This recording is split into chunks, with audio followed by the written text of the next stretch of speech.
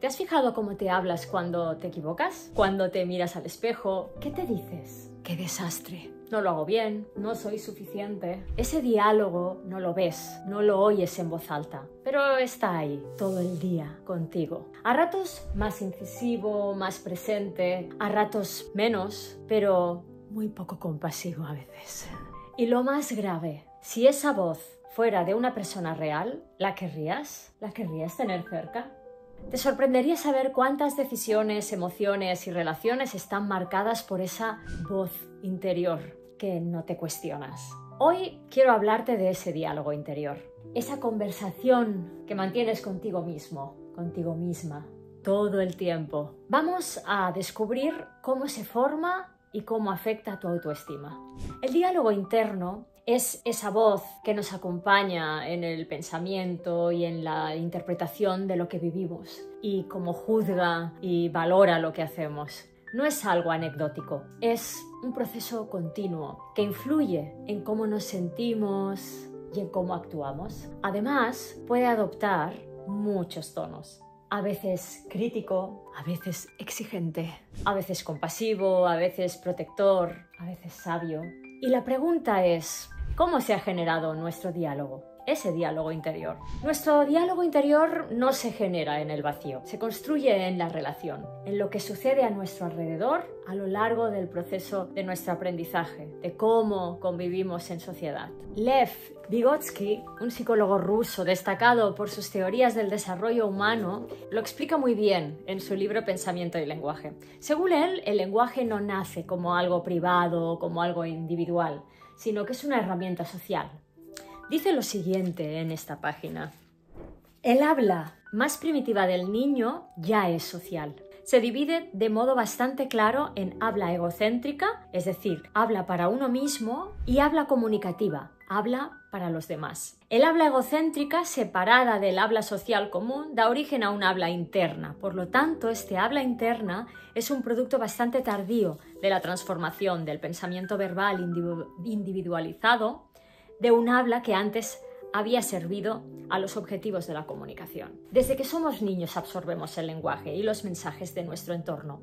Nos comunicamos con los demás, interactuamos, expresamos, recibimos instrucciones, pedimos, ofrecemos y todo a través de las palabras. Escuchamos lo que se espera de nosotros, cómo se valoran ciertos comportamientos o emociones, qué está bien y qué está mal. Esas voces, las de mamá, las de papá, las de los abuelos, las de los cuidadores significativos, los profesores, otras personas de referencia de nuestro entorno, se van grabando sin que apenas nos demos cuenta.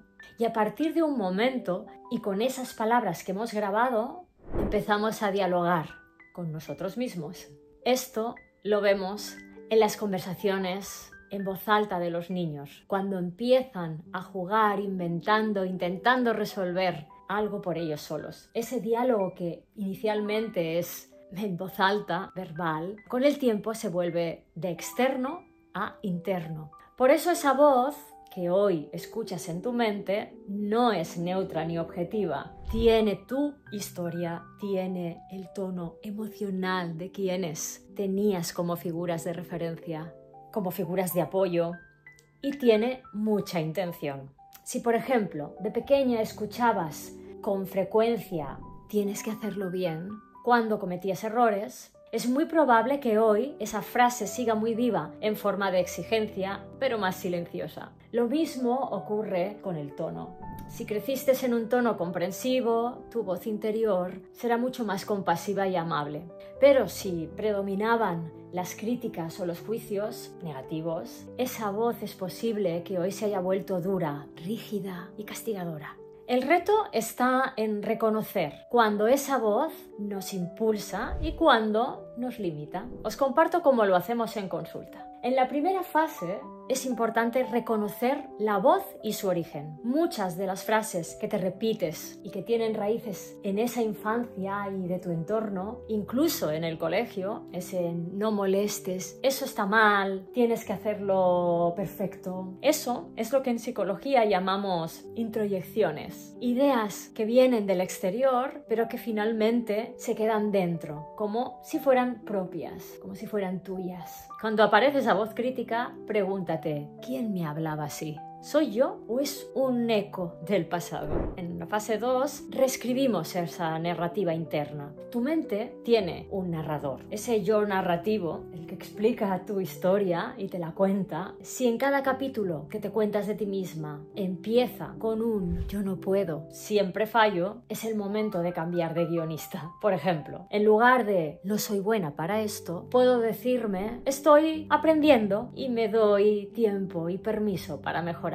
Descubrir qué dice tu narrador para empezar a modificarlo. En la fase 3, habla contigo mismo pero con cariño. Con el cariño que le hablarías a alguien a quien amas. Escribir frases como estoy haciendo lo mejor posible, lo mejor que puedo hoy con lo que tengo, o tengo derecho a equivocarme y a seguir aprendiendo. Puedes entonces volver a repetir ese diálogo en voz alta de cuando eras niña con las nuevas frases y afirmaciones que te impulsen, que te den aliento, que sean autocompasivas y amables contigo mismo.